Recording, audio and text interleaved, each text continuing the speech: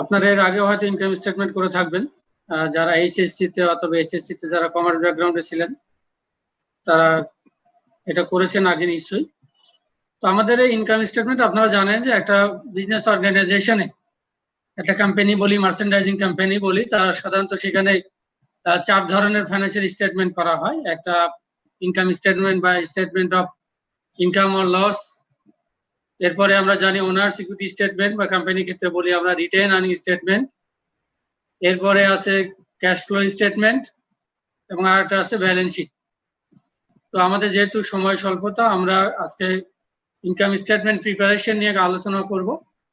এরপরে আপনাদেরকে balance sheet সম্পর্কে একটা ভিডিও আমি দিয়ে দেবো, আপনারা আশা করি ভিডিওটা দেখলেই বুঝতে পারবেন। যদি প্রবলেম হয় নেক্সট ক্লাসে আমার সাথে আলোচনা করতে পারবেন, কারণ আমাদের আরো অনেকগুলো চ্যাপ্টার বাকি। তো স্বাভাবিকভাবে আমরা সবগুলো করতে পারবো না। ক্যাশ ফ্লো স্টেটমেন্ট এটা আপনারা ম্যানেজমেন্ট অ্যাকাউন্টিং এ পরে শিখতে পারবেন। আর স্টেটমেন্ট অফ রিটার্ন আর্নিংস বা ওনার্স ইকুইটি স্টেটমেন্ট সেটা একেবারে সহজ, ওইটাও প্রয়োজন হয় পরে একটু আলোচনা করব। তো আমরা যে ইনকাম স্টেটমেন্ট আলোচনা করবো সেটা আমরা জানি যে ইনকাম স্টেটমেন্ট নামেই বোঝা যায় যে এটা এমন এক ধরনের স্টেটমেন্ট, বলতে এটা ফর্মাল রিপোর্ট যেটা কোনো একটা অর্গানাইজেশনের কোনো একটা অ্যাকাউন্টিং পিরিয়ডে যে রেভিনিউ হবে, অর্থাৎ গুডস বা সার্ভিস সেল করার কারণে যে রেভিনিউ হয় এবং ওই অ্যাকাউন্টিং পিরিয়ডে ওই রেভিনিউ আর্ন করার জন্য যে এক্সপেন্স হয়, এই দুটা যদি আমরা ম্যাচিং করাই, অর্থাৎ ওই রেভিনিউ থেকে ওই অ্যাকাউন্টিং পিরিয়ডে এক্সপেন্সটা যদি আমরা বাদ দিই, তাহলে আমরা জানি এক্সপেন্স পাই। এটা আপনারা ছোট ক্লাসে অঙ্ক করার সময় শিখেছিলেন যে বিক্রয় মূল্য মাইনাস ক্রয় মূল্য। তো আমরা যখন এইভাবে বের করবো যে কোনো একটা অ্যাকাউন্টিং পিরিয়ডে সব রেভিনিউ যোগ করে তার থেকে সবগুলো এক্সপেন্স যদি আমরা বাদ দিই তাহলে পাবো ইনকাম। ওটা আসলে আমরা বলি সিঙ্গেল স্টেপ, অর্থাৎ এক স্টেপেই আমরা পেয়ে গেলাম যে ইনকাম কত, অর্থাৎ সব রেভিনিউজ থেকে সব এক্সপেন্স বাদ, ওটা সিঙ্গেল স্টেপ ইনকাম স্টেটমেন্ট বলি। খুব সহজ জিনিস, বাট প্রবলেমটা হলো যে আমাদের ওই সিঙ্গেল স্টেপ ইনকাম স্টেটমেন্ট আমরা অ্যানালাইসিস করতে পারবো না, কারণ বড় বড় অর্গানাইজেশন গুলোর এই ইনকাম স্টেটমেন্টের যে আইটেম গুলো আছে এগুলো অ্যানালাইসিস করতে হয়, আপনারা জানেন। এবং বলা হয় যে এই আইটেম গুলো যে প্রেজেন্টেশন বলা হয় যে যেটা যতটা ক্লাসিফাইড হয়, যতটা একাধিক স্টেপে হয়, তো সেটা তত ট্রান্সপারেন্ট হয় এবং বেশি ট্রান্সপারেন্ট হলে সেটার অ্যাকসেপ্টেবিলিটি অনেক বাড়ে এবং সেটা মোর রিলায়েবল হয়।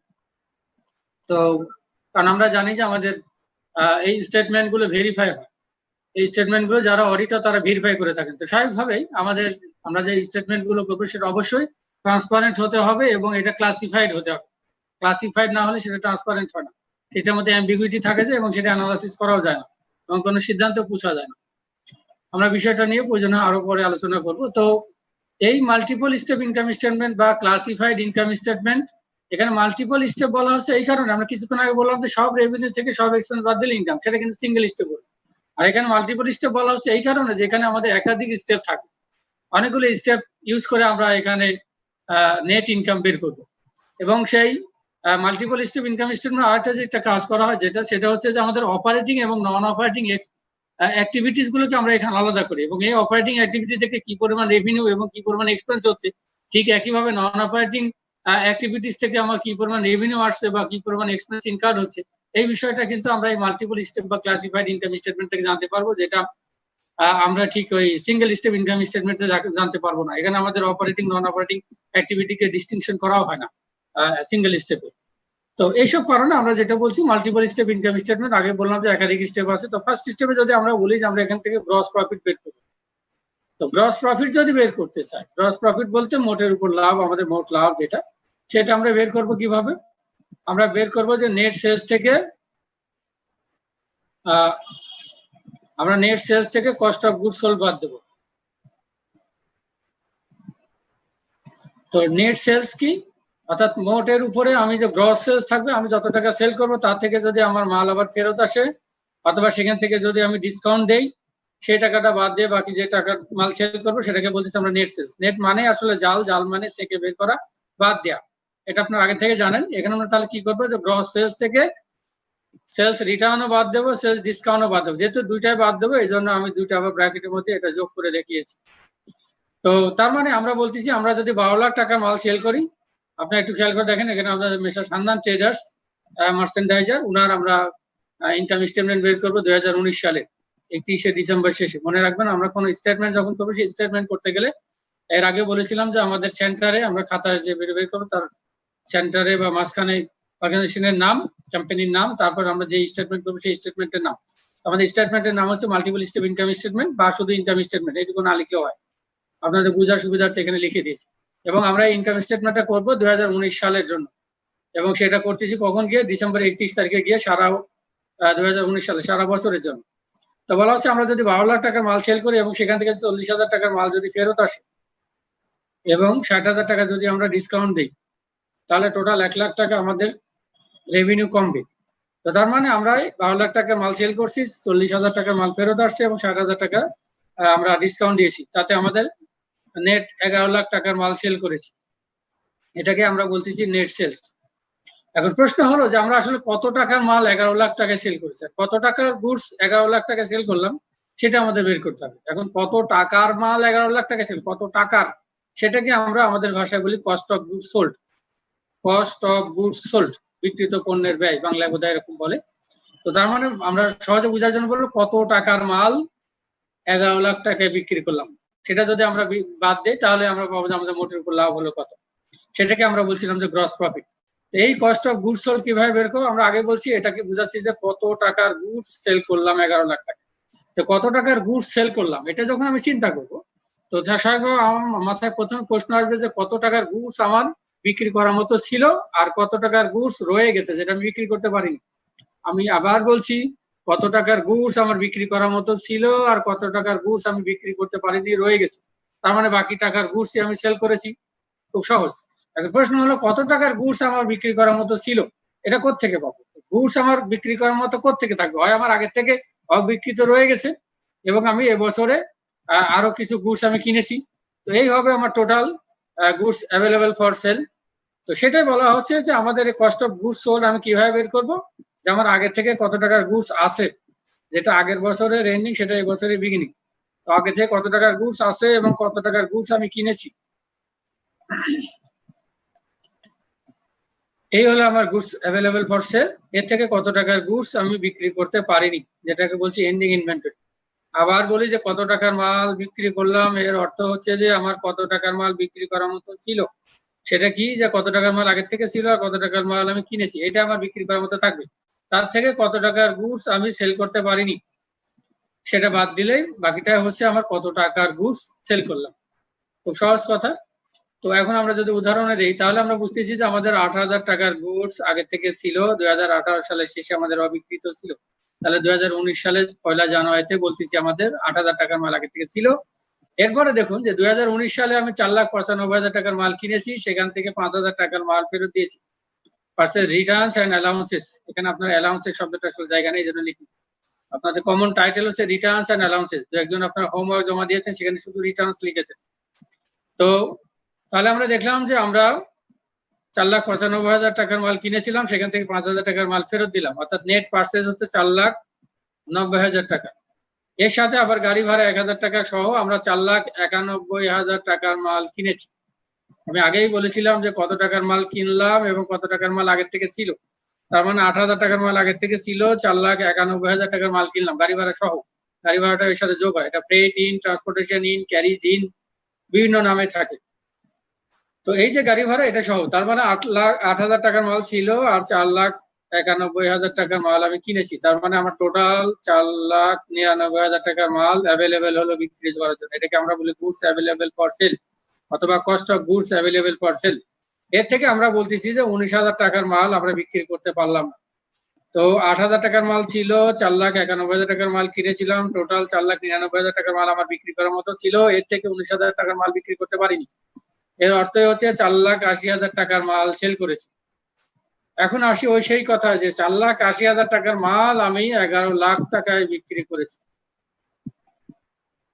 4,80,000 টাকার মাল 11 লাখ টাকায় বিক্রি করেছি, তার মানে আমার 6,20,000 টাকা আমার মোটের উপরে লাভ হয়েছে। খুব সহজ। এই 6,20,000 টাকা আমার মোটের উপরে লাভ হয়েছে। এখন কি হবে, আমরা বললাম এই হচ্ছে মোটের উপর লাভ। এখন এর থেকে আমরা আরো কিছু এক্সপেন্স বাদ দেবো, কারণ আমাদের অপারেটিং এক্সপেন্স গুলো এর থেকে বাদ দিতে হবে। তো অপারেটিং এক্সপেন্স দুই ধরনের, আমরা আগেই বলছি যে আমরা গ্রস প্রফিট থেকে যদি অপারেটিং এক্সপেন্স বাদ দেই তাহলে আমরা সেখানে পাবো অপারেটিং ইনকাম। বা অপারেটিং প্রফিট বা ইনকাম ফ্রম অপারেশনস বিভিন্ন নামে বিভিন্ন বইতে থাকতে পারে। তাহলে আমরা দেখলাম যে আমাদের গ্রস প্রফিট থেকে অপারেটিং এক্সপেন্সেস বাদ দিতে হবে। এটা আমরা ম্যানেজমেন্ট অ্যাকাউন্টিং এ বলি পিরিয়ড কস্ট। তো সেটা হচ্ছে অপারেটিং এক্সপেন্স আবার দুই ধরনের, একটা হচ্ছে সেলিং এক্সপেন্সেস আর একটা হচ্ছে অ্যাডমিনিস্ট্রেটিভ এক্সপেন্সেস। সেলিং এক্সপেন্সেস বলতে আমরা বলছি যে এখানে বলা হয় যে মালের অর্ডার পাওয়া থেকে শুরু করে আফটার সেল সার্ভিস পর্যন্ত অর্ডার গেটিং এবং অর্ডার ফিলিং থেকে যত এক্সপেন্স হবে সবগুলোকে বলছি সেলিং এক্সপেন্স। আর একটা হচ্ছে অ্যাডমিনিস্ট্রেটিভ এক্সপেন্স। অ্যাডমিনিস্ট্রেটিভ এক্সপেন্স বলতে আমরা যাদের অর্গানাইজেশন রান করার জন্য পলিসি ফর্মুলেশনের জন্য যে কস্টগুলো হবে আমরা বলি অফিস অ্যান্ড অ্যাডমিনিস্ট্রেটিভ বা অফিস রান করার জন্য পলিসি ফর্মুলেশনের জন্য যে কস্টগুলো সেটা এটাকে আমরা বলি অ্যাডমিনিস্ট্রেটিভ এক্সপেন্সেস। তো সেলিং এক্সপেন্সেস এটা আমরা আগে লিখবো। তো সেলিং এক্সপেন্সের মধ্যে এমন হতে পারে যে যারা সেলসম্যানের সাথে সেলসম্যান যারা তাদের আমরা সেলস পার্সনদের যদি স্যালারি দেই তাহলে সেটা হবে সেলিং। আমরা যদি বিজ্ঞাপন দেই তাহলে সেটা হবে সেলিং এক্সপেন্স। সেলসম্যানদের যদি কমিশন দেই পার্সেন্টেজ যদি কমিশন আমরা জানি এটা ভেরিয়েবল এক্সপেন্স, এটাও সেলিং এক্সপেন্স। অর্থাৎ আমাদের সেলসের জন্য যা ইভেন ফ্রেট আউট এটা এখানে নেই, ফ্রেট আউট যেটা যে মাল আমি বিক্রি করছি ভ্যান ভাড়া গাড়ি ভাড়া নিজে বেয়ার করছি সেটাও আমার সেলিং এক্সপেন্সেস। তারপরে ডেলিভারি ভ্যান যেটা আছে ডেলিভারি ইকুইপমেন্ট যেটা আছে সেটা ডেপ্রিসিয়েশন যদি আমরা বলি সেটাও সেলিং এক্সপেন্সেস। তারপরে ব্যাড ডেটস বা আনকালেক্টেবল অ্যাকাউন্ট যেটা আমরা জানি গত ক্লাসে বলেছিলাম যে আমরা বাকিতে সেল করছি কাস্টমারদের কাছ থেকে টাকা পাবো না সেটাও আমাদের সেলিং এক্সপেন্স। এছাড়াও এরকম আরো যদি কোনো সেলিং এক্সপেন্স থাকে সেলসের সাথে জড়িত অন্যান্য কোনো এক্সপেন্স সবগুলোকে আমরা বলছি সেলিং এক্সপেন্স। আর অ্যাডমিনিস্ট্রেটিভ এক্সপেন্স আগে বলছি যেটা অফিস রান করার জন্য বা আমরা বলছি পলিসি ফর্মুলেশন করার জন্য সেটা বলতেছি অফিসার যারা আছে সেই অফিসারদের যে স্যালারি দেবো সেটাও অ্যাডমিনিস্ট্রেটিভ এক্সপেন্স। তারপর অফিসে যত অ্যাসেট ইউজ হবে অফিস সেই অফিসের অ্যাসেটে যেটা ইউজ হবে সেই অ্যাসেটের ডেপ্রিসিয়েশন হতে পারে, অফিস ইকুইপমেন্ট সেটা ডেপ্রিসিয়েশন সেটাও আমরা বলছি অ্যাডমিনিস্ট্রেটিভ। তারপরে প্রপার্টি ট্যাক্স এটাও অ্যাডমিনিস্ট্রেটিভ। অফিস রেন্ট এটা বলা নেই এখানে, অফিস রেন্ট যদি থাকে এখানে আছে, অফিস রেন্ট যদি থাকে সেটাও অ্যাডমিনিস্ট্রেটিভ। তারপর ইউটিলিটিজ এক্সপেন্স অর্থাৎ গ্যাস বিল ইলেকট্রিসিটি এইগুলো আমরা বলছি অ্যাডমিনিস্ট্রেটিভ। ইন্স্যুরেন্স এক্সপেন্স সেটা অ্যাডমিনিস্ট্রেটিভ। এছাড়া আরো থাকে ডিরেক্টরস অনারেরিয়াম থাকে, লিগ্যাল চার্জ থাকে, লিগ্যাল অ্যাডভাইজার যারা থাকে উকিলকে দিতে হয়, এগুলো সবই অ্যাডমিনিস্ট্রেটিভ। তো বলা হয় এরকম আরো কোনো অ্যাডমিনিস্ট্রেটিভ এক্সপেন্স থাকলে সেটা অ্যাডমিনিস্ট্রেটিভ এক্সপেন্স থাকে। তো আমাদের এই অংশে একটু খেয়াল করে দেখুন, আমরা বলছিলাম আমাদের 6,20,000 টাকা গ্রস প্রফিট, এর থেকে অপারেটিং এক্সপেন্সেস বাদ দেবো। অপারেটিং এক্সপেন্সের মধ্যে আমরা বলছিলাম সেলিং এক্সপেন্স এবং অ্যাডমিনিস্ট্রেটিভ এক্সপেন্স, মনে থাকবার কথা আমাদের। তো সেলিং এক্সপেন্সের মধ্যে ধরুন এখানে অ্যাডভার্টাইজিং এক্সপেন্স দেওয়া হচ্ছে 3,000 টাকা। সেল স্যালারি বলতে সেলসের সাথে যারা জড়িত সেলসম্যান সেলস পারসন তাদের হতে পারে sales representative sales manager territory manager যাদের কথাই বলি তাদের স্যালারি 96,000। ফ্রেট আউট আগেই বলেছি এটা 1,000। তো বলা হচ্ছে এই টোটাল সেলিং এক্সপেন্সেস 1 লাখ টাকা। আর অ্যাডমিনিস্ট্রেটিভ এক্সপেন্সের মধ্যে দুইটা আছে, একটা হচ্ছে ইউটিলিটিজ এক্সপেন্স আর হচ্ছে অফিস রেন্ট। ইউটিলিটিজ এক্সপেন্স 26,000 টাকা, অফিস রেন্ট 84,000 টাকা। তো এই গেল সেলিং এক্সপেন্সেস আর এটা হচ্ছে অ্যাডমিনিস্ট্রেটিভ এক্সপেন্সেস। একটা জিনিস খেয়াল করে দেখেন দুইটাই কিন্তু অপারেটিং এক্সপেন্সের আন্ডার। তো আমরা সেলিং এক্সপেন্সকে আলাদা দেখার জন্য এটাকে একটা দাগ দিয়ে আলাদা করে রেখেছিলাম, আবার অ্যাডমিনিস্ট্রেটিভ এক্সপেন্সকে একটা দাগ দিয়ে আলাদা করে রেখেছিলাম। আমরা যদি এই দাগটা 1 লাখের নিচে যদি এই দাগটা না দিতাম তাহলে কিন্তু আমাদের ভুল হতো, কারণ আমরা যখন যোগ করবো তখন এই 1 লাখের নিচে দাগ না দিলে 1 লাখ সহ যোগ করলে তখন কিন্তু আর 1,10,000 হতো। এই বিষয়টা আপনারা খেয়াল রাখবেন। বিষয় একই কলামে দিলে এরকম সেপারেশন করে রাখবেন, আর এইগুলো যদি এই কলামে রাখতেন তাহলে আর এখানে সেপারেশন লাগতো না। এই ঘরে আমরা 1 লাখ লিখতাম আর এই 3,96,000 এগুলো যদি বাম পাশের এইখানে লিখতে পারতাম তাহলে আমাদের 1 লাখ এখানে হতো, 26,000 এবং 84,000 বাম পাশের কলামে লিখলে এখানে 1,10,000 হতো। তখন এই কলামে 1 লাখ আর 1,10,000 মিলে 2,10,000। তাহলে এই 2,10,000 আমাদের অপারেটিং এক্সপেন্সেস। তো এই total selling and administrative expense বা টোটাল অপারেটিং এক্সপেন্স 2,10,000। এটা আমরা যদি 6,20,000 থেকে বাদ দিই তাহলে আমাদের অপারেটিং ইনকাম হবে 4,10,000। এটাকে আমরা বলছি অপারেটিং ইনকাম, বা আপনাদের বইতে হয়তো লেখা থাকতে পারে ইনকাম ফ্রম অপারেশনস। অর্থাৎ একটা বিজনেসের যে অপারেশনস থাকে আমরা গত ক্লাসে বলছিলাম যেখান থেকে ইনকাম হয়, গেইন আর ইনকামের কথা বলছিলাম, মনে থাকবার কথা। তো আমাদের সেই ইনকামটা হলো অপারেশনস থেকে, যেটা আমরা বলি যে নর্মাল কোর্স অফ অ্যাকশন, যেটা আসলে বিজনেসের অপারেশন, সেখান থেকে হলো 4,10,000 টাকা লাভ হলো।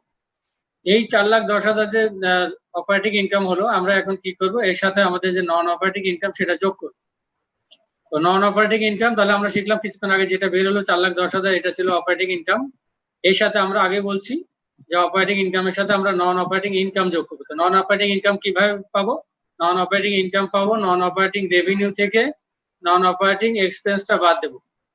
আমি আবার বলছি যে অপারেটিং ইনকামের সাথে নন অপারেটিং ইনকাম যোগ করব। এতক্ষণ কিন্তু খালি বাদ দিচ্ছিলাম, এখানে তো দুইটা ইনকাম, মানে যোগ করবো। তো যোগ করতে গেলে যেটা করবো সেটা হচ্ছে যাকে নন অপারেটিং রেভিনিউ যেটা, সেটা থেকে নন অপারেটিং এক্সপেন্স যদি বাদ দেয় তাহলে হবে নন অপারেটিং ইনকাম। সেই নন অপারেটিং ইনকাম অপারেটিং ইনকামের সাথে যোগ হবে। আর non operating income, non operating revenue কি কি সেটা একটু শিখি। তো নন অপারেটিং রেভিনিউর মধ্যে প্রথমে যেটা আছে ইন্টারেস্ট রেভিনিউ, অর্থাৎ আপনার প্রতিষ্ঠান যদি কোথাও ধার দেয়, মানে লোন দেয়, সেখান থেকে সেটা আপনার জন্য ইনভেস্টমেন্ট হবে, সেখান থেকে যদি ইন্টারেস্ট পায় তাহলে সেটা হবে ইন্টারেস্ট রেভিনিউ। আবার যদি এমন হয় যে কমন স্টক যেটা অর্ডিনারি শেয়ার ক্যাপিটাল, সেখান থেকে যদি কোনো ডিভিডেন্ড পায় তাহলে সেটাও আমাদের নন অপারেটিং রেভিনিউ। তারপর গত ক্লাসে বলতেছিলাম যে যদি গেইন হয়, অর্থাৎ কোনো প্রপার্টি প্ল্যান্ট এন্ড ইকুইপমেন্ট, কোনো ফিক্সড অ্যাসেট, এটা যদি আমরা সেল করি তাহলে সেখান থেকে আমাদের গেইন হবে, সেটাও নন অপারেটিং রেভিনিউ। এছাড়া যদি রেন্টাল রেভিনিউ হয়, অনেক সময় যে আমাদের অর্গানাইজেশন কোনো একটা অংশ যদি আমরা সাবলিজ মানে ভাড়া দেয়, যদি আমরা সেখান থেকে আমাদের রেন্ট পাবো, তো বলা হচ্ছে সেই রেন্টাল রেভিনিউ, সেটাও আমাদের জন্য নন অপারেটিং রেভিনিউ হবে। তাহলে কয়েকটা জিনিস সবুজ দাগ দেওয়া, যেগুলো খেয়াল রাখবেন যে ইন্টারেস্ট পেলে হবে নন অপারেটিং রেভিনিউ, আর ইন্টারেস্ট যদি দিতে হয়, অর্থাৎ আপনার নোটস পেবল বা আমরা বলি যে লোন যদি নিয়ে থাকি সেটার উপর যদি ইন্টারেস্ট দিতে হয় তাহলে সেটা আবার নন অপারেটিং এক্সপেন্স। ঠিক একইভাবে ডিভিডেন্ড যদি দিতে হয় তাহলে সেটা কিন্তু নন অপারেটিং এক্সপেন্স। আবার গেইনের পরিবর্তে আমাদের যদি লস হয়, এই লসটা হতে পারে যে আমি ফিক্সড অ্যাসেট সেল করেছি, আমাদের প্রপার্টি প্ল্যান্ট ইকুইপমেন্ট এটা সেল করেছি, সেখানে লস হয়েছে, অথবা এমন হতে পারে যে এটা মানে আমরা বলি ডিসপোজ করার কারণে বা পরিত্যক্তের কারণে বিক্রি করলে সেখান থেকে লস হতে পারে। অনেক সময় এমন হয় যে সেটা অ্যাক্সিডেন্টাল লস বা কোনো ক্যাজুয়ালিটি লস এরকম হতে পারে। অনেক সময় হয় যে যারা এমপ্লয় আছে তারা স্ট্রাইক করে, অথবা যারা মালের সাপ্লায়ার তারাও যদি স্ট্রাইক করে তাহলে সেখানেও আমাদের লস হয়। তো লস বিভিন্ন ভাবে হতে পারে, তো সেটা বলা হচ্ছে যে লস যদি হয় সেই লসটাও আমাদের নন অপারেটিং এক্সপেন্স। তো আমাদের এই অঙ্কে একটু খেয়াল করে দেখুন, আমরা আগে বলছি অপারেটিং ইনকামের সাথে নন অপারেটিং ইনকাম যোগ করবো। তো নন অপারেটিং ইনকাম কিভাবে বের করবো? নন অপারেটিং রেভিনিউ। তো নন অপারেটিং রেভিনিউর মধ্যে গেইন দেওয়া আছে আমাদের প্রপার্টি প্ল্যান্ট ইকুইপমেন্ট অর্থাৎ ট্যানজিবল ফিক্সড অ্যাসেট, যেটা বিজনেস অপারেশন ইউজ হয়, সেই অ্যাসেট সেল করার কারণে আমাদের 15,000 টাকা এটা গেইন হয়েছে, এটা হচ্ছে নন অপারেটিং রেভিনিউ। আর এখানে আমাদের ইন্টারেস্ট অর্থাৎ লোনের ভাবে ইন্টারেস্ট দিতে হচ্ছে, এটা হচ্ছে 1,20,000। তাহলে আমরা দেখলাম যে নন অপারেটিং রেভিনিউ চেয়ে নন অপারেটিং এক্সপেন্সটা অনেক বেশি, তাতে আসলে আমাদের নন অপারেটিং ইনকাম না হয় নন অপারেটিং লস হয়েছে। এই জন্য আমি লস কথাটা এখানে ব্র্যাকেটের মধ্যে লিখেছি এবং ফিগারটা ব্র্যাকেটের মধ্যে দেখাচ্ছি। এখানে এই ফিগারটা ব্র্যাকেটের মধ্যে অর্থ হচ্ছে যে সেটা লস আসলে, যেহেতু রেভিনিউ এক্সপেন্সটা বেশি। তো আমাদের কথা ছিল যে আমরা এই অপারেটিং ইনকামের সাথে এই নন অপারেটিং ইনকামটা যোগ করব। তো যেহেতু আমাদের এটা নন অপারেটিং ইনকাম না হয় লস হয়েছে, এটা ব্র্যাকেটের মধ্যে দেওয়া মানে এটাই নেগেটিভ। তো তার মানে 4,10,000 থেকে 1,05,000 আসলে বিয়োগ হয়ে যাবে, এটা যোগ হবে না। তো 4,10,000 থেকে 1,05,000 এটা বাদ দিলে হবে 3,05,000। এই 3,05,000 হচ্ছে আমাদের net income but before tax. এর উপরে আমরা জানি আমাদের আবার এটার উপর ট্যাক্স ইম্পোজ করা হয়, ট্যাক্স দিতে হবে। তো যদি ট্যাক্স এমন হয় যে আমাদের ইনকাম ট্যাক্স 5,000 টাকা, ক্যালকুলেশন করে দেখা যায় 5,000 টাকা বা মিনিমাম 5,000 দিতে হচ্ছে, তাহলে আমাদের যেটা হবে নেট ইনকাম আফটার ট্যাক্স। এই হলো net income after tax 3 lakh. এটা গেল আমাদের মাল্টিপল স্টেপ ইনকাম স্টেটমেন্টের যে আলোচনা, সেটা আপনাদেরকে আসলে এই ফর্মুলাগুলো একটু মনে রাখলে তাহলে পারবে। প্লিজ আপনারা প্লিজ এগুলো ছাড়েন।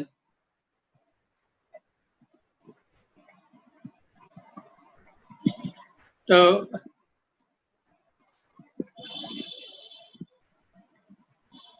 এখন আমরা যদি আরেকটা প্রবলেম নিয়ে আলোচনা করি তাহলে আপনারা বুঝতে পারবেন। একই জিনিস আমরা যদি আরেকটা প্রবলেম নিয়ে, আপনাদের বইতে আছে এটা, আপনাদের শুরুতে একটু বলে রাখি যে আমাদের যে মূল বই, যেটা আমি যে 12th এডিশন আপনাদের সাথে শেয়ার করেছি, মনে রাখবেন আমাদের কাইসর বইতে এখন যেটা হয় যে আগে অনেকগুলো সেট থাকতো। আমরা যখন আজ থেকে হয়তো 10-12 বছর আগে বা 7-8 বছর আগেও যখন পড়িয়েছি, তখন কাইসর বইতে দেখলাম যে সেট এ, সেট বি, সেট সি, এরকম 3 সেট করে কোশ্চেন থাকতো। এখন যেটা করা হচ্ছে সেটা হচ্ছে আসলে চ্যাপ্টার বানাচ্ছেন আর সেট এ দেওয়া আছে, সেট বি এবং সেট সি এর জন্য লিঙ্ক দেওয়া আছে, ইন্টারনেটে লিঙ্ক দেওয়া আছে, সেখানে ঢুকে ওখানে দেখতে হয়, তাও সবসময় অ্যাক্সেস পাওয়া যায় না। তো আপনারা পুরাতন বই বা অন্যান্য কোনো বই থেকে এগুলো প্র্যাকটিস করতে পারেন, বা আমি আপনাদেরকে দিয়ে দেবো প্র্যাকটিস করার মতো বহু অঙ্ক দিয়ে দেবো, আশা করি আপনারা সেখানে প্র্যাকটিস করলে পারবেন। আমাদের যে বই আছে সেই বইতে আমি প্র্যাকটিস প্রবলেম যেটা, সেই প্রবলেমটা নিয়ে একটু আলোচনা করতে চাচ্ছি। এখানে এটা আগে যেটা করলাম সেটার মতোই, বাট আমি এখানে সিঙ্গেল স্টেপ সহ আলোচনা করব। তো এখানে বলা হচ্ছে, আমরা গত ক্লাসে যে ওয়ার্কশিট নিয়ে আলোচনা করেছিলাম, আপনাদের মনে আছে আমাদের ওয়ার্কশিটে আমরা যে ট্রায়াল ব্যালেন্স কলাম ছিল একটা, আপনাদের মনে আছে যে ট্রায়াল ব্যালেন্স কলাম ছিল। তো অ্যাডজাস্টেড ট্রায়াল ব্যালেন্স আমরা একটা কলাম করেছিলাম। তো সেই কলামে ডেবিট পাশে এবং ক্রেডিট পাশে আপনাদের মনে আছে, এবং ডেবিট পাশে এবং ক্রেডিট পাশে আইটেম দিয়েই কিন্তু আমরা ওখানে ইনকাম স্টেটমেন্ট করেছিলাম। ইনকাম স্টেটমেন্টের দুটো কলাম ছিল, একটা ডেবিট কলাম, একটা ক্রেডিট কলাম। এবং ডেবিট কলামে এক্সপেন্স গুলো বসিয়েছিলাম এবং ক্রেডিট কলামে রেভিনিউজ গুলো বসিয়েছিলাম। বেশি যোগ করে আমরা যোগ বিয়োগ করে সেখান থেকে আমরা ব্যালেন্স বের করেছিলাম, ইনকাম বা লস। মনে থাকবার কথা আমার।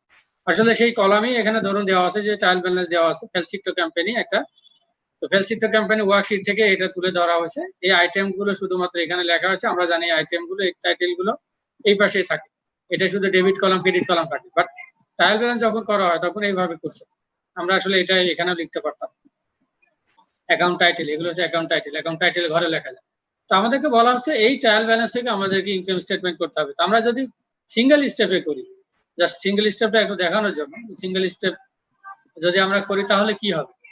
সিঙ্গেল স্টেপ করতে গেলে আমরা আগেই বলেছিলাম আমাদের অর্গানাইজেশনের নাম আগে লিখতে হবে। অর্গানাইজেশনের নাম লিখলাম, অর্গানাইজেশনের নাম হচ্ছে ফেলসিক্টো কোম্পানি। আমরা করতেছি ইনকাম স্টেটমেন্ট এবং এটা করতেছি কি আমরা 2017 সালের 31শে ডিসেম্বরে গিয়ে 2017 সালের জন্য, সেটা বলছি যে ফর দ্য ইয়ার। তো সারা বছরের জন্য যেটা করছি আমরা 31শে ডিসেম্বরে 2017 সালে 31শে ডিসেম্বরে গিয়ে। আমরা আগে বলছি সিঙ্গেল স্টেপে আমরা সবগুলো রেভিনিউ থেকে সবগুলো এক্সপেন্স বাদ দেবো। তো আপনাদের মনে আসে নিশ্চয় যে আমরা রেভিনিউ গুলো ক্রেডিট কলামে বসিয়েছিলাম। রেভিনিউ নর্মাল ব্যালেন্স হচ্ছে ক্রেডিট ব্যালেন্স। তো তার মানে আমাদের রেভিনিউ এখান থেকে এই যে দুইটা রেভিনিউ, একটা হচ্ছে সেলস রেভিনিউ, একটা হচ্ছে ইন্টারেস্ট রেভিনিউ। একটা অপারেটিং রেভিনিউ আর একটা নন অপারেটিং রেভিনিউ। এখানে তো আর আমরা অপারেটিং নন অপারেটিং আলাদা করি না। আমি শুরুতে বলছি যে আমরা ক্লাসিফাইড বা মাল্টিপল স্টেপে আমরা এটাকে ক্লাসিফাই করি, এটাকে ডিস্টিংশন করি বিটুইন অপারেটিং আর নন অপারেটিং অ্যাক্টিভিটিস। এখানে যেহেতু আমরা ক্লাসিফাই করবো না, এই জন্য আমরা দুটাই এখানে লিখেছি। দেখেন রেভিনিউর মধ্যে দুটাই লিখিয়েছি। কিভাবে লিখেছি, সেলস রেভিনিউ $5,36,800 এবং ইন্টারেস্ট রেভিনিউ হচ্ছে $2,500। বোথ অপারেটিং আর নন অপারেটিং রেভিনিউ দুইটা যোগ করে হলো $5,39,300। এই হচ্ছে টোটাল রেভিনিউ। এর থেকে আমরা বাদ দেবো টোটাল এক্সপেন্সেস। এবং আমরা খুব ভালো মতোই জানি যে এক্সপেন্স গুলো থাকে হচ্ছে ডেবিট পাশে, ট্রায়াল ব্যালেন্সের ডেবিট পাশে। এবং ওয়ার্কশিটেও আমরা বলেছিলাম যে আমাদের অ্যাডজাস্টেড ট্রায়াল ব্যালেন্স, সেখানেও কিন্তু আমরা এক্সপেন্স গুলোকে ডেবিট পাশে বসিয়েছিলাম ট্রায়াল ব্যালেন্স। এখানে দেখুন, আপনারা ভালো করে খেয়াল করে দেখুন যে এখান থেকে এই পর্যন্ত এটা পুরোটাই কিন্তু এক্সপেন্স। আমি যতটুকু মার্ক করলাম এটা পুরোটাই এক্সপেন্স। এই পুরোটাই আমি হুবহু এখানে নিয়ে যাব।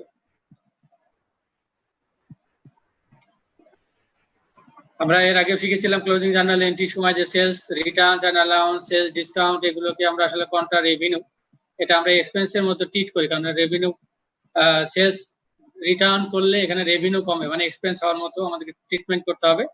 তো এগুলো সব যদি যোগ করি, সবগুলো এক্সপেন্স, এগুলো আপনাদেরকে শিখতে হবে কোনটা রেভিনিউ কোনটা এক্সপেন্স। সেটা যোগ করলে $5,09,800। তো এই $5,39,300 থেকে আমরা $5,09,800 অর্থাৎ টোটাল রেভিনিউজ থেকে টোটাল এক্সপেন্স যদি বাদ দেই, তাহলে সেখানে আমরা সহজে বলে দিতে পারি যে আমাদের এখানে ইনকাম হয়েছে $29,500। তো $29,500 হচ্ছে আমাদের নেট ইনকাম। এটা হচ্ছে আমরা বলছি যে সিঙ্গেল স্টেপে, এক স্টেপে হয়ে গেল। বাট এখানে কিন্তু আমরা অ্যানালাইসিস করতে পারবো না। এখানে কস্ট অফ গুডস সোল্ড এর কোনো ফিগার নেই। এখানে অপারেশন থেকে কত টাকা ইনকাম, নন অপারেশন থেকে বসে বসে কত টাকা ইনকাম হলো, আর অপারেশনের মাধ্যমে কত টাকা ইনকাম হলো, সেটা কিন্তু আমরা বুঝতে পারবো না। ইভেন এখানে যদি লস হয় তাও বুঝতে পারবো না, দায়ী করতে পারবো না কার জন্য, কে দায়ী। তো এখানে আমরা ঠিক আসলে বলা হয় যে ম্যানেজমেন্ট ইফিসিয়েন্সিও আমরা এখান থেকে মেজার করতে পারবো না। এই জন্য আমরা কি করি, আমরা ক্লাসিফাইড বা মাল্টিপল স্টেপ ইনকাম স্টেটমেন্ট করি। তো এই অঙ্কটা যদি আবার আমরা যদি ওখানে মনে আছে যে $29,500, আমরা কিন্তু $29,500 বের করবো, বাট এটা করবো মাল্টিপল স্টেপ ইনকাম স্টেটমেন্টে।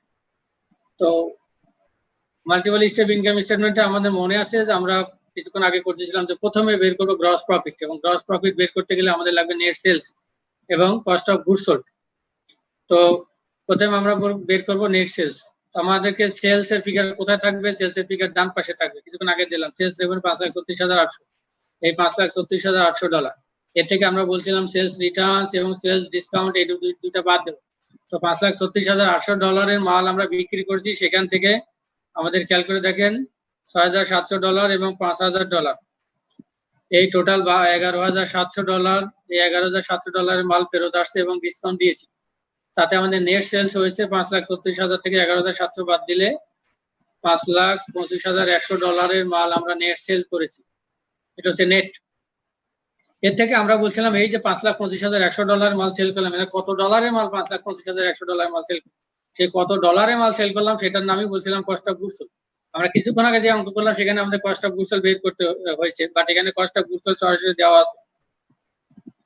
তো কস্ট অফ গুডস সোল্ড যেটা দেওয়া আছে 3,63,400, আমরা এই 3,63,400 এটা কস্ট অফ গুডস সোল্ড বাদ দিলাম। তার মানে $3,63,400 মাল আমরা $5,25,100 সেল করেছি।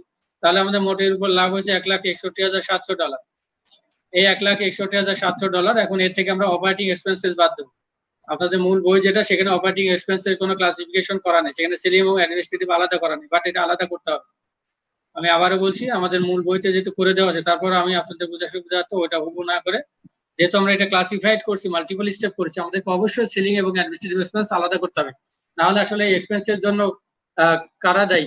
সেলসের সাথে জড়িত সেলস ম্যানেজার দায়ী, নাকি আপনার অফিসার আছেন, যিনি অ্যাডমিনিস্ট্রেটিভ অফিসার আছেন, উনি দায়ী? আসলে এখানে আপনাকে অবশ্যই কস্ট কন্ট্রোলের কথা যদি চিন্তা করতে চান তাহলে অবশ্যই আলাদা করতে হবে এটা। না হলে আপনি ঠিক ভেরিয়েন্সও বের করতে পারবেন না, দায়ী ব্যক্তিকেও আপনি শাস্তি দিতে পারবেন না, বেরই করতে পারবেন না।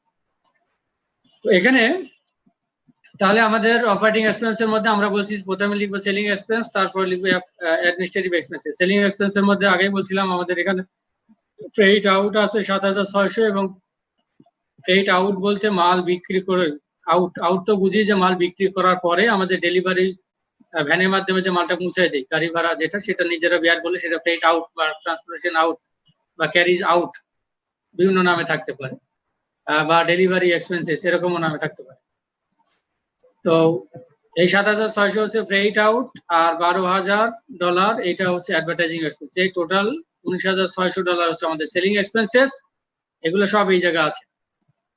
আর অ্যাডমিনিস্ট্রেটিভ এক্সপেন্সের মধ্যে আছে স্যালারিজ এন্ড ওয়েজেস এক্সপেন্স 56,000। এটা যদি সেল স্যালারিজ থাকতো তাহলে ওখানে চলে যেত, যেহেতু এখানে স্যালারিজ এন্ড ওয়েজেস বলছে, আমরা নর্মালি ধরে নেব যে এটা একটা অফিস স্যালারিজ, এটা আসলে অ্যাডমিনিস্ট্রেটিভ এক্সপেন্স, কিছু বলা না থাকলে এভাবে। আর ইউটিলিটিজ এক্সপেন্স এটাও 18,000, এটা আমরা কিছু বলা না থাকলে নর্মালি ধরবো অ্যাডমিনিস্ট্রেটিভ এক্সপেন্সেস। এটা যদি আমাদের ম্যানুফ্যাকচারিং অর্গানাইজেশন হতো তাহলে এই ইউটিলিটিজ আমরা ফ্যাক্টরি ধরতাম, তখন কস্ট অফ গুডস ম্যানুফ্যাকচারের মধ্যে যেত। এটা যদি এমন বলা থাকে যে ইউটিলিটিজ এক্সপেন্স এটা সেলসের জন্য লাগছে, গোডাউনের জন্য লাগছে, স্টোর হাউসের জন্য লাগছে, হয়তো এমন হতে পারে বিদ্যুৎ বিল স্টোর হাউসের জন্য, তখন সেটাও কিন্তু সেই পার্সেন্টেজ আমাদের সেলিং এক্সপেন্সের মধ্যে যেত।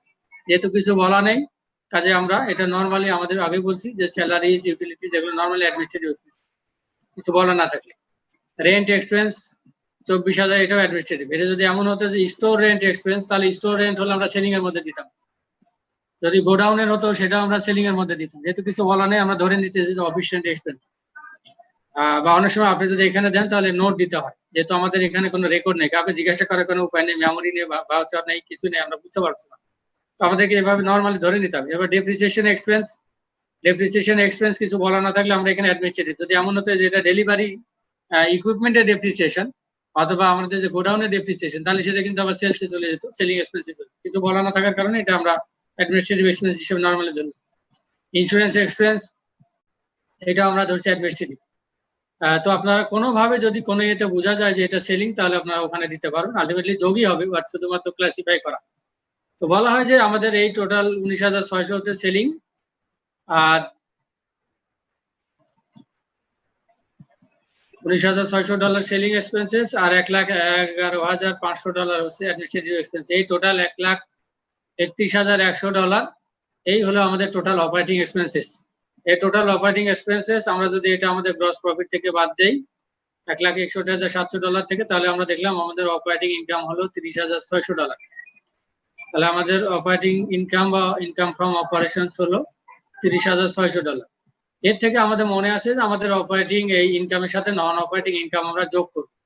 তো নন অপারেটিং ইনকাম কিভাবে বের করি? নন অপারেটিং রেভিনিউজ, আপনাদের বইতে আদার রেভিনিউজ, অনেক কিছু কিছু বইতে আদার রেভিনিউজ, আদার ইনকাম, আদার লসেস, এভাবে এক্সপেন্সেস এন্ড লসেস এরকম কথা বলা থাকবে। আমরা নন অপারেটিং শব্দটা লিখতে পারি, এখানে আদারের পরিবর্তে নন অপারেটিং রেভিনিউ, নন অপারেটিং এক্সপেন্সেস এভাবে লিখতে পারি। সেক্ষেত্রে গেইনস এবং লসেস কথাটা লিখতে হয়, যেহেতু এখানে আমরা আদার লিখছি এই জন্য গেইন শব্দটা উল্লেখ করছি।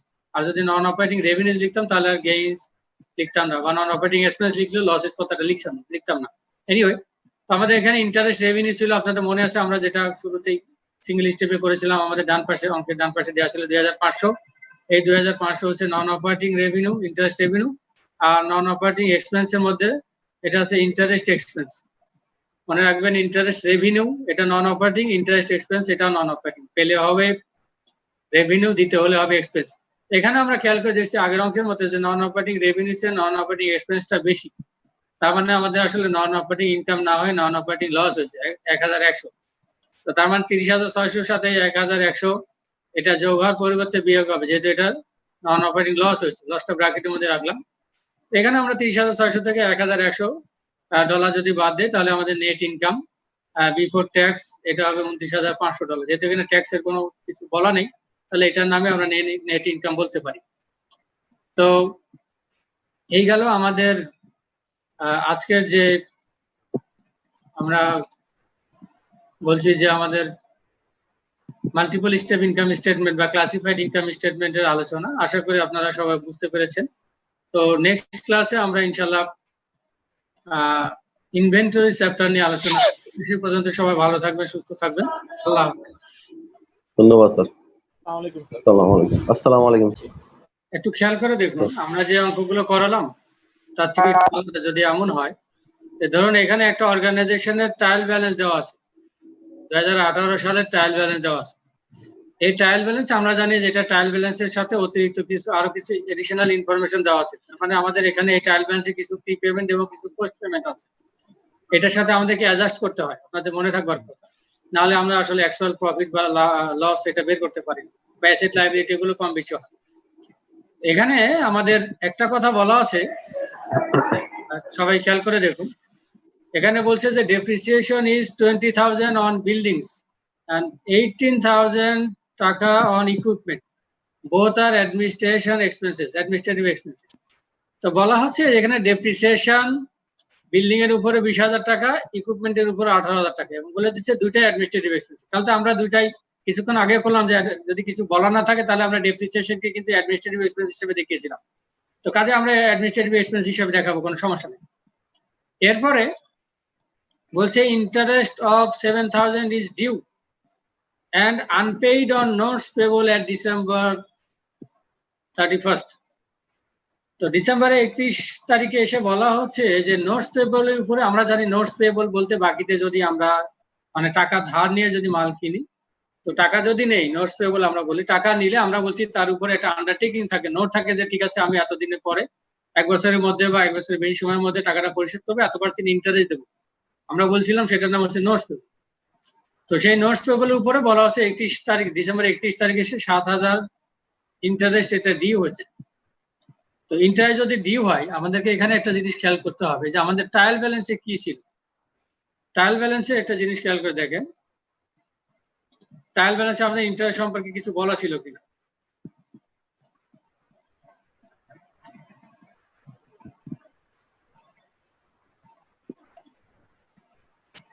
তো এখানে নোটস পেবল দেওয়া ছিল, খেয়াল করে দেখেন নোটস পেবল দেওয়া ছিল, আর ইন্টারেস্ট সম্পর্কে কিছু বলা নেই।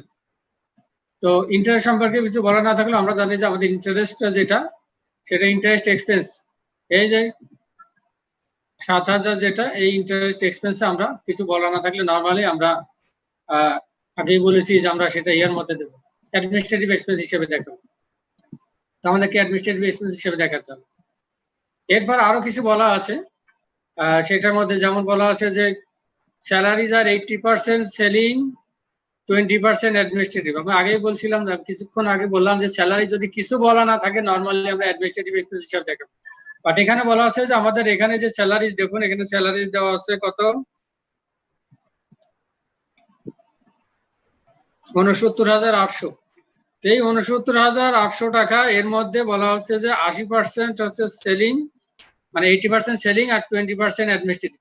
তার মানে খুব সহজে বুঝতে পারে যে এখানে সেলসম্যানদেরও স্যালারি দিয়েছেন, যারা অফিসার আছে অ্যাডমিনিস্ট্রেটিভ, যারা অ্যাডমিনিস্ট্রেটিভ অফিসার যারা, তাদেরকেও স্যালারি দিয়েছে।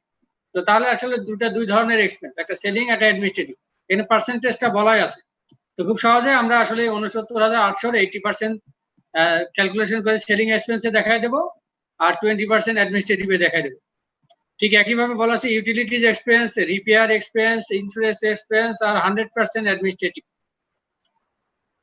আমাদের এখানে এই অঙ্কে এই যে ইউটিলিটিজ এক্সপেন্স, রিপেয়ার এক্সপেন্স এবং ইন্স্যুরেন্স এক্সপেন্স, এই তিনটা জিনিস দেওয়া আছে। এটা বলা আছে যা দেওয়া আছে পুরোটাই, যা আছে এগুলো পুরোটাই অ্যাডমিনিস্ট্রেটিভ। তো কোনো সমস্যা নেই, তিনটাই আমরা অ্যাডমিনিস্ট্রেটিভ এক্সপেন্সের মধ্যে দেবো। এরপর বলছে gas and oil expense is a selling expense, but gas and oil সম্পর্কে বলা আছে এটা আমাদের সেলস এর সাথে জড়িত। এই গ্যাসটা লাগছে, অয়েলটা লাগছে, এটা সবই লাগছে সেলস এর জন্য। হতে পারে যে ডেলিভারি ভ্যান, যে ভ্যানের মাধ্যমে যে ডেলিভারি ট্রাক যেটা, সেখানে গ্যাস লাগছে বা সেখানে অয়েল লাগছে, লুব্রিকেন্টস লাগছে, এই জন্য বলা হচ্ছে এটা সেলিং এক্সপেন্স। কারণ আপনারা জানেন যে ডেলিভারি ভ্যানের মাধ্যমে যদি মালটা কাস্টমারের ডেস্টিনেশনে যদি আমরা পৌঁছায় দিতে চাই, আপনাদের মনে আছে কিনা এফওবি ডেস্টিনেশন গত ক্লাসে বলছিলাম, মনে থাকবার কথা যে এফওবি ডেস্টিনেশন হলে সেখানে কিন্তু সেলার নিজে বেয়ার করবে। তো বলা হচ্ছে এটাই সেই সেলিং এক্সপেন্স।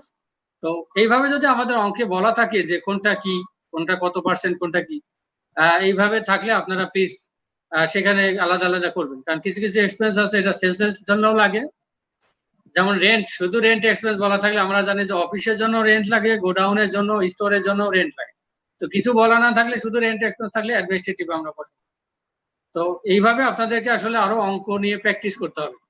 এবং সব অঙ্ক তো আর এখানে করে দেওয়া যাবে না, এক অঙ্কের মধ্যেও সব প্রবলেম নিয়ে একটা অঙ্ক ওইভাবে সম্ভব না। তো আপনাদেরকে আমি দিয়ে দেবো অনেক অঙ্ক দিয়ে দেবো সেই অঙ্কের মধ্যে। এখানে একটা জিনিস আপনাদেরকে একটা জিনিস বলে রাখি, সেটা হয়তো আলোচনা করা হবে না, সেটা একটু বলি যে আমরা যদি ওনার ইকুইটি স্টেটমেন্ট করি, তো ওনার ইকুইটি স্টেটমেন্ট যদি করতে চাই তাহলে কি করব?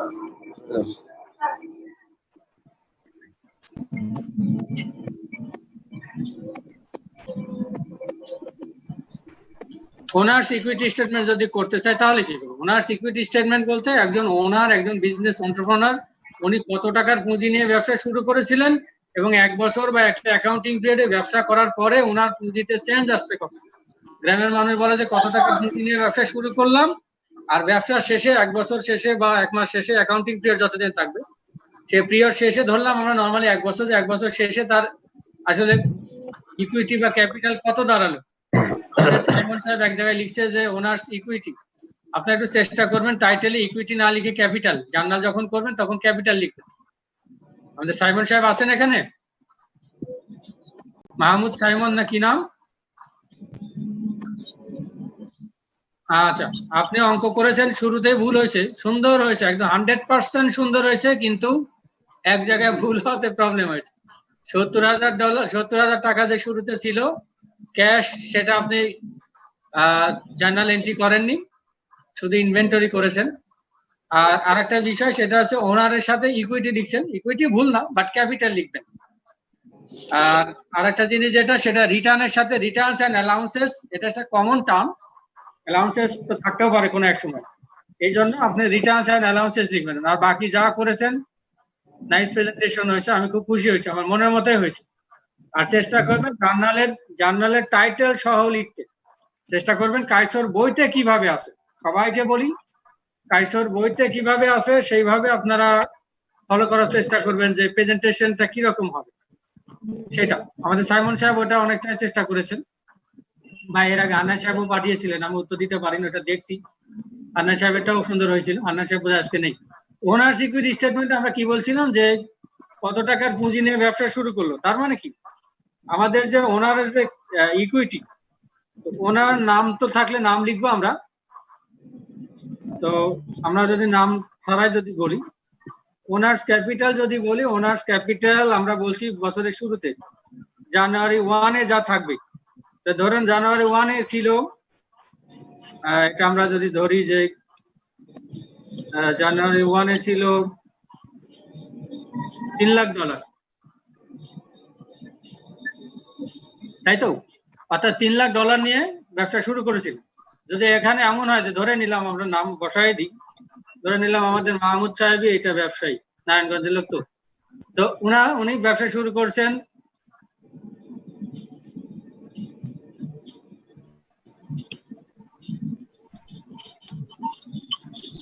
$3 লাখ দিয়ে। এরপরে উনি একটু খেয়াল করে দেখেন, এই এক সমস্যা, ইয়ে করা যায় না। এরপর ওনার যদি লাভ হয় এই বছরে, এখানে তো আমরা জানি ওনার সিকিউরিটি স্টেটমেন্ট যখন করব তখন আমাদের মাহমুদ সাহেবের নাম লিখতে হবে, পরে আবার লিখতে হবে ফর দ্য ইয়ার, এগুলো আমরা জানি, আমি ওটা লিখলাম না। তো যদি ইনকাম হয় তাহলে আমরা কি করি, এই বছরে ধরুন আমাদের ইনকাম হলো $80,000, তাহলে কি করব, আমরা যোগ করব, তাই তো?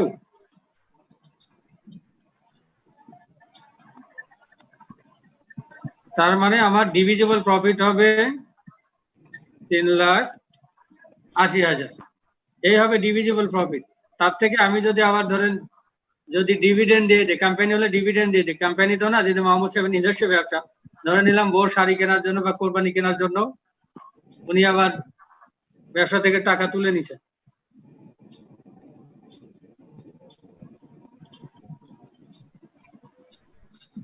যদি এমন হয় যে এখান থেকে $1,00,000 তুলে নিয়েছে, তাহলে আর সবই বাদ দিলাম। কোম্পানি হলে আসলে এখানে আমরা ডিভিডেন্ড ডিক্লেয়ার করি, সেই প্রেফারেন্স ডিভিডেন্ড বা যেটা আমরা বলি অর্ডিনারি শেয়ারের যে ডিভিডেন্ড, সেই ডিভিডেন্ড যদি ডিক্লেয়ার করা হয় সেটা বাদ দিতে হয় কোম্পানি ক্ষেত্রে।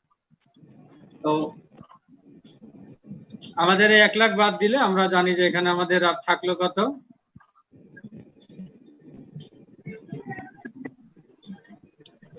$2,80,000। উদ্যোগ করছেন খুব কমই, খেয়াল করে দেখুন যে আসলে এইভাবে এই যে 2,80,000, 3 লাখ দিয়ে শুরু করেছেন, 2,80,000 থাকলো, এটাকে আমাদের আবার লিখতে হবে বাম পাশে যে ওই আগের মতো মাহমুদ ক্যাপিটাল ডিসেম্বর 31, এখানে কি লিখবো, মাহমুদ ক্যাপিটাল কমা দিয়ে ডিসেম্বর 31। এই সারা বছরে আসলে এই যে জিনিসটা আমরা, অর্থাৎ এই ওনার সিকিউরিটি যে চেঞ্জটা আসছে সেটা দিয়ে আমাদের একটা স্টেটমেন্ট করতে হয়, এবং এটা করার আগে আমাদেরকে অবশ্যই ইনকাম স্টেটমেন্ট করতে হবে, নাহলে আমরা এই যে $80,000 যে লাভ হয়েছে এটা জানতে পারবো। এবং এই যে 2,80,000, এই 2,80,000 আমাদের ব্যালেন্স শিটে যাবে, ব্যালেন্স শিটে আমাদের যে পাশে লাইবিলিটিস ওনার সিকিউরিটি থাকবে সেই পাশে যাবে, আপনাদের মনে আছে তো? এই জিনিসটা একটু খেয়াল রাখেন, আমি যে শিট দেবো সেখানে দেখবেন যে করে দেওয়া আছে। আমি আগেই বলছি আমাদের কাইসর বইতে income statement, classified balance sheet, classified income statement, owner security statement, এইগুলোর অঙ্ক এই নতুন এডিশনের বইগুলোতে কম। কম মানে মনে করবেন না যে এটা নেই, তা না, এটা আসলে সব ওই সেট বি, সেট সি, এগুলো সব লিঙ্ক দেওয়া আছে, যদি আপনারা ঢুকতে পারেন তাহলে সেখান থেকে পাবেন। আগের বইগুলোতে, পুরাতন বইগুলো সাইজ ছিল মোটা, চ্যাপ্টার ছিল কম, সেখানে অনেক অঙ্ক দেওয়া থাকতো। 7th এডিশন বা 8th এডিশন পর্যন্ত, 7th এডিশন পর্যন্ত দেখবেন যে অনেক অঙ্ক দেওয়া আছে, আমি আপনাদের দিয়ে দেবো প্র্যাকটিস করার জন্য। তো এখন আসি যে কারো কোথাও কোনো প্রবলেম আছে কিনা, মানে আমরা যে আগে আলোচনা করেছিলাম সেখানে কোনো কোয়েরি আছে কিনা, না থাকলে আমি আজকের আলোচনায় যাবো আবার।